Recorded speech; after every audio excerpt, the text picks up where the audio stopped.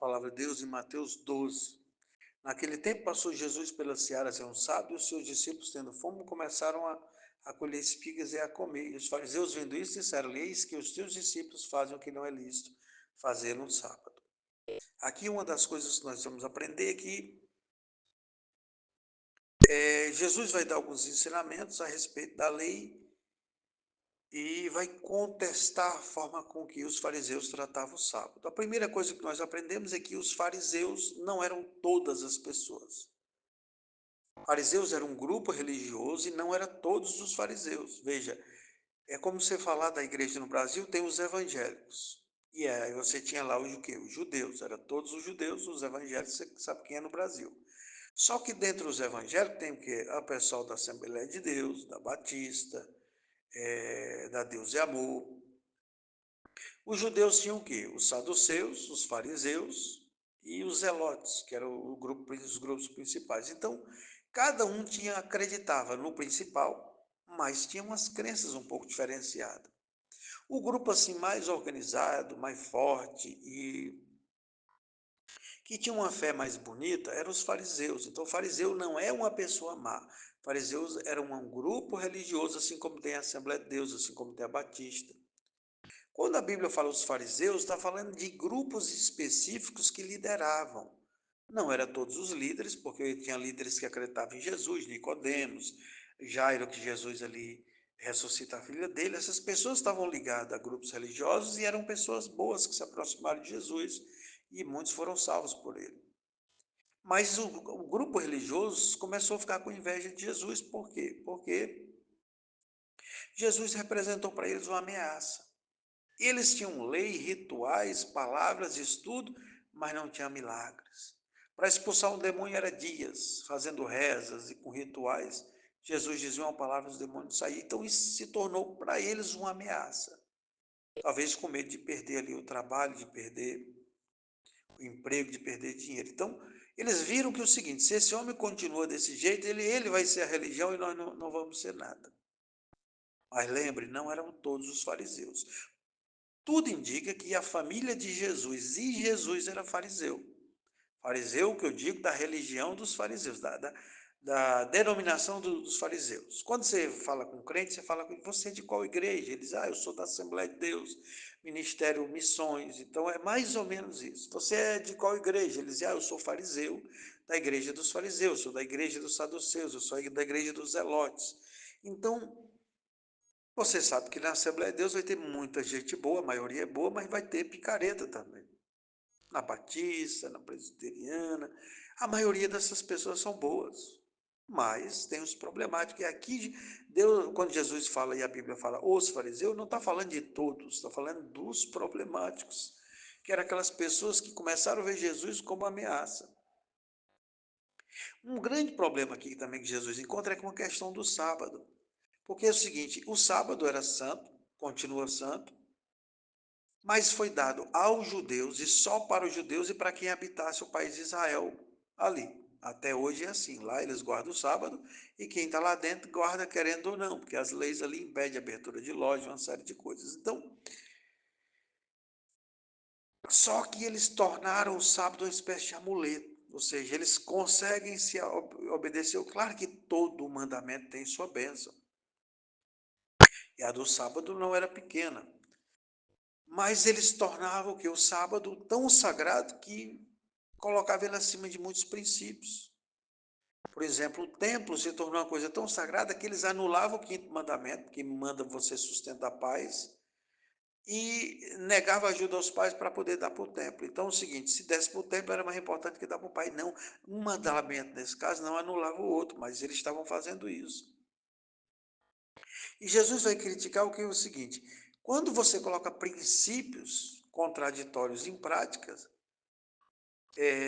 que contraria princípios às vezes maiores. Você não pode contrariar o grande mandamento com outro mandamento. Você tem que honrar pai e mãe. Mas eu posso honrar meu pai e minha mãe se minha mãe me mandar ou meu pai desobedecer a Deus? Não. Aí, nesse caso, desobedecer aos pais seria obedecer a Deus. Então, eu tenho sempre que confrontar com o primeiro mandamento para ver se os outros mandamentos não estão contrários à palavra de Deus. E eles não estavam tendo esse cuidado. E aquilo vai dizer, olha, quando o Davi estava com fome, ele comeu foi os pães da proposição, que era santíssimo. Ele quis dizer o seguinte: a vida de um homem é mais importante do que a vida de um animal.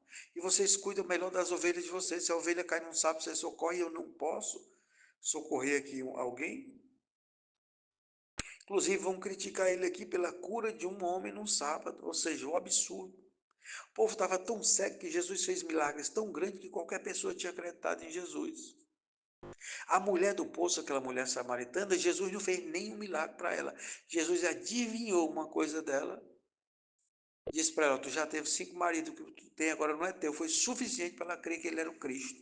Ela disse: só esse é o Cristo.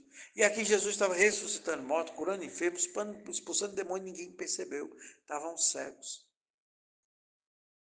Existe diferença entre homens e animais. Então você tem que tratar animais bem. A Bíblia diz que o justo é conhecido pela forma que trata os animais, mas nunca coloca o animal acima de Deus ou acima do próximo. Você honrar um animal como um humano é pecado. Tem gente que compra a melhor roupinha pro animal e não compra uma camisa para o marido. Compra a melhor ração para o animal e não compra a comida boa para o marido. Não quer fazer uma comida legal para o marido. Tem homem que compra a melhor produto para limpar o seu carro e às vezes para dar banho no seu cachorro e não cuida da esposa, ou dos pais, ou dos filhos. Não deve ser assim. Por Deus acima de tudo, os humanos iguais a mim mesmo. Você deve se tratar bem e tratar os humanos bem e depois os animais. Se você defende os ovos da tartaruga para ninguém quebrar e é a favor do aborto, você está cometendo um pecado muito grande. Porque você está desonrando a única imagem verdadeira de Deus, que são os humanos. É pecado grandioso contra os humanos e contra Deus. É um pecado duplo. Então, na minha casa, animal é animal. Animal não dorme em cama. Animal não dorme com pessoa, com humanos. Eu não honro animal mais do que eu honro os humanos. Eu não honro animal mais do que eu honro meus irmãos. Não. Cada coisa no seu devido lugar. Quando eu altero o padrão da honra na minha casa, eu trago maldição para casa. Eu honro a Deus acima de tudo. A mulher honra o marido ama a mulher. Os filhos honram o pai. Essa hierarquia de autoridade nunca pode ser quebrada. Quando ela é quebrada, existe maldição no lar. Tem lá que quem manda são os animais e as crianças. Nunca vão poder prosperar. Nunca vai ter saúde, nunca vai ter prosperidade, nunca vai ter paz, porque as coisas estão invertidas. É um pecado de idolatria isso, porque você está desonrando a única imagem que você deveria ter respeito. Deus diz: não faça para ti imagem de escultura, nem que está no céu, nem que está na terra. Mas a única imagem de Deus que você pode admirar e respeitar é um humano vivo. E respeitar o seu nome após a morte, mas nunca, claro, morreu, perde o contato com o mundo. Não podemos ter essas idolatrias que existem. Então não misture as coisas. Sua casa tem que ter hierarquia, tem que ser respeitada. E aqui Jesus está criticando também isso. Jesus está dizendo: vocês honram os animais e não honram os humanos. Vocês se preocupam com um carneiro que cai no buraco, mas não se preocupa com o humano que está aleijado, que está com um problema sério. E ele vai falar sobre isso. E vai curar o homem. E vai curar muitos outros homens. E vai expulsar demônios. E eles vão tentar matar Jesus porque eles ficam com inveja. E um ponto crucial aqui é que eles dizem que Jesus está expulsando demônio no nome de demônios. O que, que eles estão dizendo? Eles estão dizendo: ó, esse aqui é um teatro, os demônios entram nas pessoas, Jesus dá ordem, os demônios saem, mas é tudo combinado. É possível isso acontecer? É possível. Mas Jesus não era. Jesus estava expulsando porque tinha autoridade. Porque eles viram que era a facilidade de Jesus expulsar um demônio era muito grande. Era estranho, até hoje as pessoas estranham. Dizem: ah, só tem demônio nas igrejas. É claro. Os demônios só vão se manifestar onde tem autoridade, onde eles mandam, eles não se manifestam. Mas eles também têm os seus teatros. Tem muitas religiões que expulsam demônios, só que é um teatro. Por que é um teatro? Porque eles usam rituais pecaminosos de idolatria para expulsar um demônio. Então Deus não se usaria de uma coisa que ele mesmo condena para expulsar um demônio, porque aí ele estava validando a coisa. Por exemplo, se Para expulsar um demônio, se você tivesse que pegar a estátua de Baal e expulsar o demônio, você sabia que era um teatro, porque a estátua de Baal em si já é um atrativo para o demônio e é pecado. Então eu não posso usar um pecado para expulsar o demônio. Porque no momento que eu expulso um demônio com a estátua de Baal, eu estou dizendo que a estátua de Baal é sagrada, que ela expulsa o demônio, ela é santa. E com isso eu estou validando a idolatria. Então, quando eu valido um pecado expulsando um demônio, é um teatro ou é uma mentira. Mas Jesus não era, porque a única coisa que ele fazia era ordenar. E a autoridade ele tinha. E ele vai dizer, eu sou mais forte que os demônios, por isso eu expulso demônios. E aqui ele vai falar do pecado com o Espírito Santo, porque ele vai dizer, no verso 31, que todo pecado é perdoado, mas quem blasfemar contra o Espírito Santo não será perdoado. E aqui é um ponto crucial da doutrina cristã. Porque quem é esse Espírito Santo? Que você pode pecar contra o pai, contra o filho, mas não pode pecar contra ele. Não pode ser só uma energia, porque se for só energia, não pode estar acima do pai e do filho nesse sentido aqui. Não é que um é maior do que o outro, mas é que tem que ter um respeito extra por ele aqui. Não é qualquer um. Tem que ser uma pessoa que é uma pessoa importante. Não pode ser um anjo, porque um anjo, os muçulmanos dizem que o Espírito Santo é o anjo Gabriel, não pode ser um anjo Gabriel. Porque se fosse o anjo Gabriel não pode estar acima de Jesus e do Espírito Santo, de Deus, do Pai. É alguém muito especial, então tome cuidado com o Espírito Santo. Tem pessoas que julgam, vê uma igreja expulsando demônio e diz, ali é coisa, é mentira, ali é invenção. Já vi muita igreja séria que expulsa demônio e as pessoas falam mal dela. E todas essas pessoas que eu conheci que disseram para mim que realmente tinham demônios, tem pessoas que têm vídeo gravado dos demônios saindo delas, elas não mostram com vergonha, porque a pessoa tem vergonha de ter tido um demônio expulso de si mesmo. Mas elas confirmam, expulsaram de mim, do meu marido, do meu filho. Cuidado para vocês não criticar uma coisa e ser o Espírito Santo. Porque esse pecado não tem perdão. Não adianta se arrepender, não adianta buscar misericórdia, não tem jeito. É rejeitado, como Saul foi. Eu acho que o do Saul foi nesse nível. Então, é perigoso isso. Não pequem contra o Espírito Santo. Tem pecado que não é perdoado, que é quando você não perdoa, você não é perdoado, mas a partir do momento que você se consertar e rever o caso que você tinha cometido errado, Deus te perdoa. Mas contra o Espírito Santo é só uma única vez. Pecou, não tem jeito, então fique caladinho. Eu mesmo, durante muitos anos, virei ateu, mas no fundo lá eu tinha cuidado com as palavras. Cuidado com as palavras. Fala mal do pastor, o pastor está fazendo uma grande obra e diz, é coisa de demônio, ali é malandro esse pastor, ele é ladrão, ele pede cuidado. Estou vendo as pessoas debaixo de maldição, família destruída, filhos nas drogas, marido traindo, esposa traindo, uma maldição que não tem fim. E ora e não acontece nada, e a gente ora e não acontece nada porque as pessoas às vezes estão debaixo de uma maldição grandiosa. O pecado da língua já é perigoso. E quando essa língua é usada contra o Espírito Santo, aqui está dizendo que ela se torna um nível que não tem jeito mais. E ele vai dizer aqui o seguinte sobre a questão das árvores.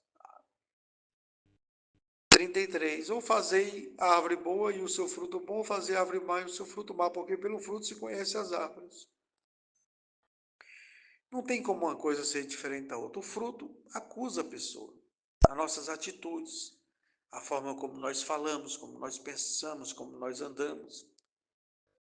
Eu coloquei até num texto a questão do relacionamentos. Você vai se relacionar com uma pessoa, eu vejo mulheres assim. Elas gostam de homem bruto, homem ignorante, homem arrogante. Essa arrogância, essa brutalidade, essa ignorância vai se voltar contra ela um dia. Ele é mesquinho, não ajuda os pobres, não é bom para os pais, não vai ser bom para você. Conheci uma moça boa que se apaixonou por um rapaz de boa aparência e se encantou e engravidou dele. Chegou para ele, um belo dia disse que a filha estava doente, uma moça boa, com uma conduta boa, nunca vi a moça fazer nada de desrespeitoso. Só teve 2 relacionamentos, esse homem e um outro que ela arrumou muito bom. E ele chega para ele e diz: "Ó, minha filha está doente", que era a filha deles dois, e ele disse: "Eu não sou médico".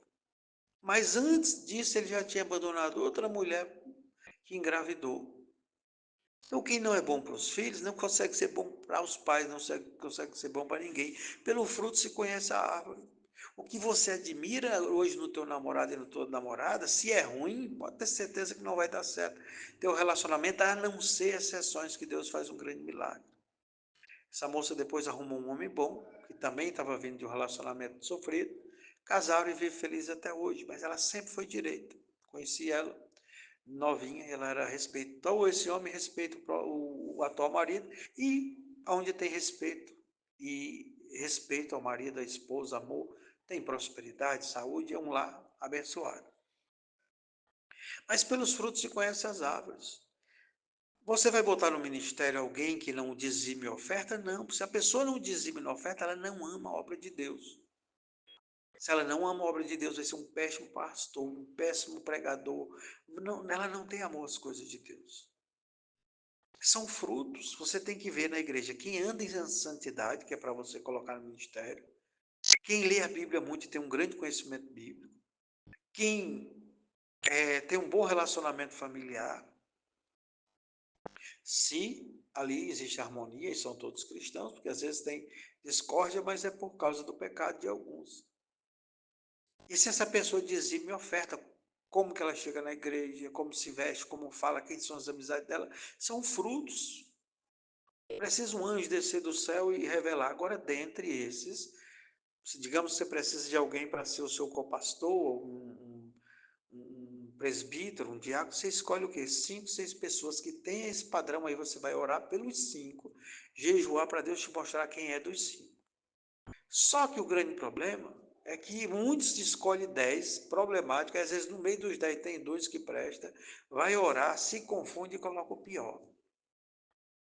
Quer ver porque muito ministério não está dando certo? Porque não está escolhendo dentro desse padrão. As pessoas estão escolhendo o filho do dizimista, filho do juiz, o filho de alguém importante da igreja.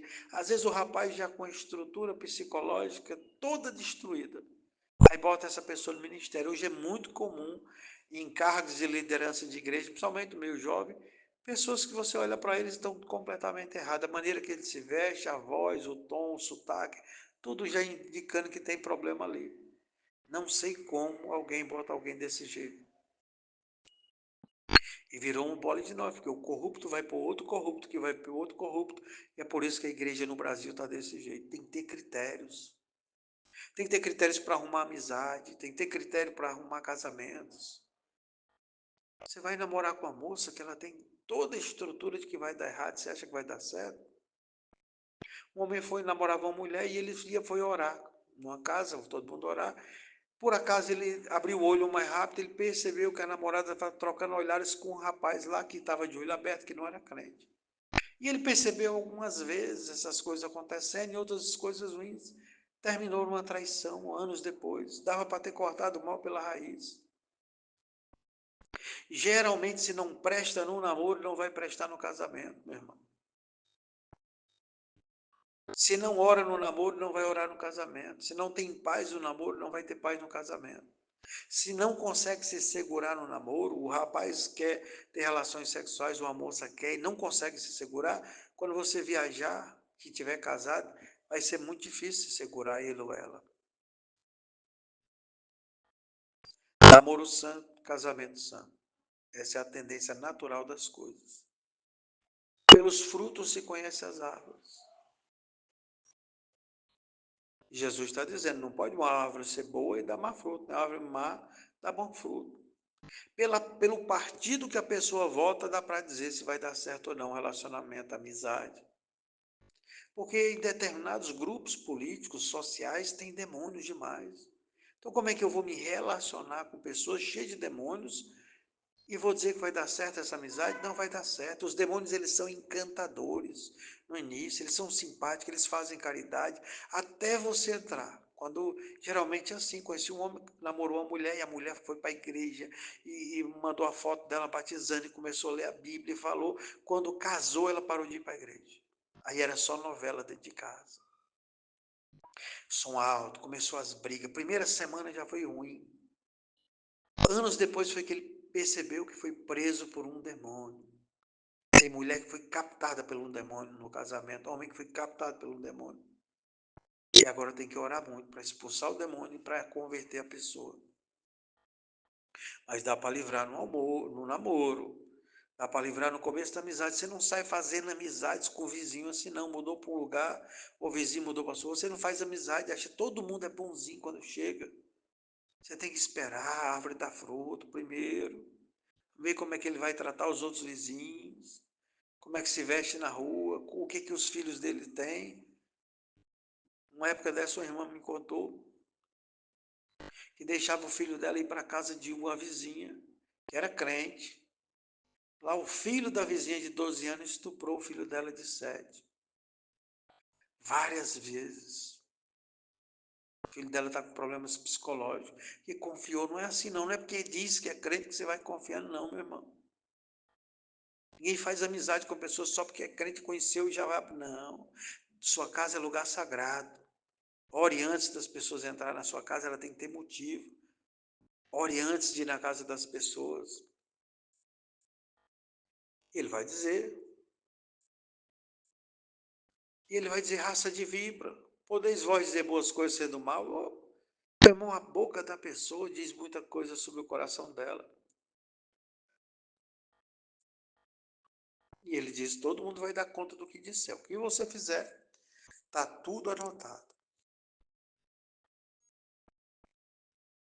Porque por tuas palavras tu serás justificado e por tuas palavras tu serás condenado. Esse é o pecado da língua, ele é perigoso demais. E aqui está dizendo que a salvação e a condenação estão no poder da língua. E o que o homem fala é porque está em abundância o coração. Veja que Jesus está falando do ato falho de psicologia muitos anos antes de Freud, né? 2000 anos antes de Freud. E eles pedem aqui no verso 38 um sinal. Eles dizem, Senhor, dá um sinal que tu é uma pessoa grande, para que nós possamos crer em ti. Ele diz, geração má e adúltera, pede um sinal. E ele chamou eles o quê? De maldosos e adúlteros. Jesus só dizia palavras bonitinhas, é engano. Jesus disse as palavras mais duras que tem na Bíblia. Quer ver uma palavra dura? Diz que a maioria das pessoas vão para o inferno. Só que ele disse o quê? A porta do céu é larga, muitos passarão por ela. A porta do inferno é estreita, poucos passarão por ela. Jesus falava em parábolas que ele não estava muito preocupado com quem ia se condenar, não. Ele morreu para pessoas se justificarem, mas Jesus não fica adulando, a dizer, ei, por amor de Deus, me sirva. É a forma errada de pregarmos o evangelho. E Jesus disse, ó, o sinal que eu vou dar a vocês é o de Jonas. Jonas passou 3 dias no ventre da baleia, eu vou passar 3 dias dentro da terra. Isso era conhecido entre eles, porque existia uma cultura, se eu não me engano, do livro de Enoque, ou é do livro de Adão e Eva, que é um livro que não é sagrado para os cristãos, mas é um pouco sacro para os judeus, eles acreditam na maior parte do livro, que tem uma promessa do próprio Deus dizendo que vai vir e vai fazer morrer pela humanidade, que vai, inclusive, ficar ali na caverna também, 3 dias. Tem uma situação da caverna que é vivida pelo personagem então existia essa cultura entre ele está dando um sinal, ele diz, o sinal vai ser esse. E vai começar a criticar, ele diz, a rainha de Sabá veio para conhecer a sabedoria de Salomão. E aqui está quem é maior do que Salomão, ou seja, ela vai julgar vocês. Porque ela foi lá, viu, se converteu e voltou convertida. Essa mulher da Etiópia hoje, país Etiópia, ela vai visitar Salomão e volta convertida. Salomão parece que ela volta grávida também, né? Salomão não era brincadeira. E diz a alguns historiadores que ela volta grávida de Salomão, tem esse filho e ela institui ali a religião judaica. Existem filmes que falam sobre isso, e, se eu não me engano, não sei se é Indiana Jones ou outros filmes, vai falar da Arca da Aliança ali, o grau ali na Etiópia, porque dizem que Salomão esconde ali com eles, mas só especulação. Então,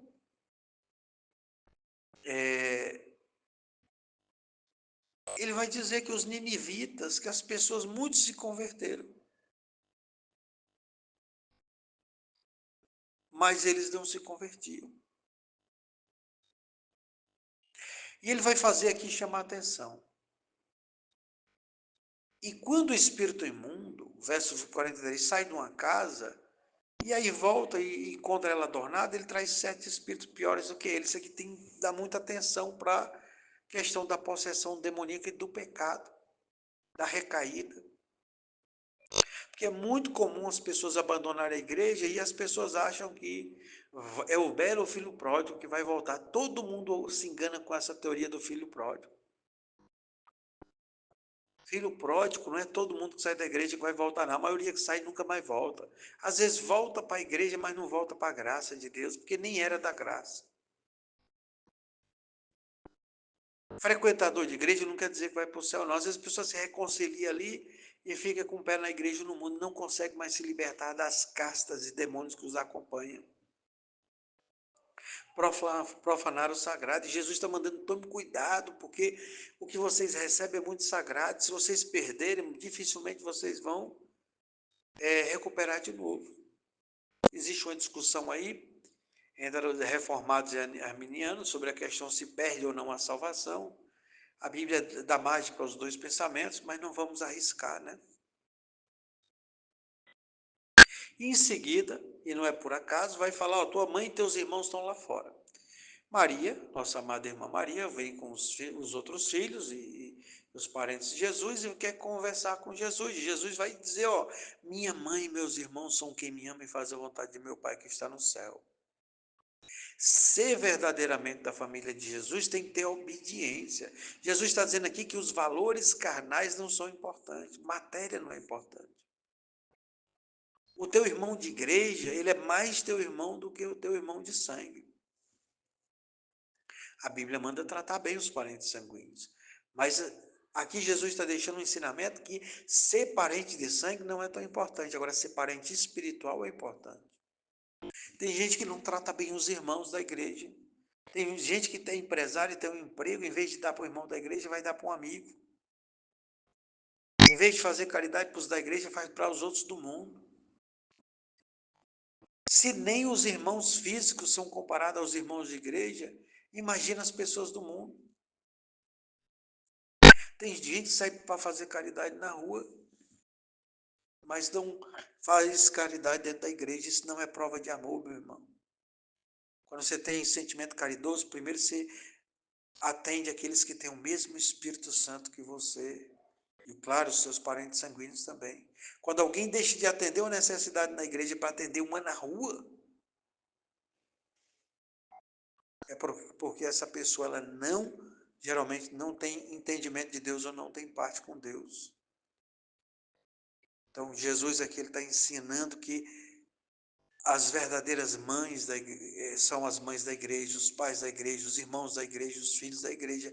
Esse sentimento familiar tem que reinar na igreja porque ele é mais importante. Porque veja bem, seu pai pode não ir para o céu, é duro dizer isso, sua mãe pode não ir para o céu.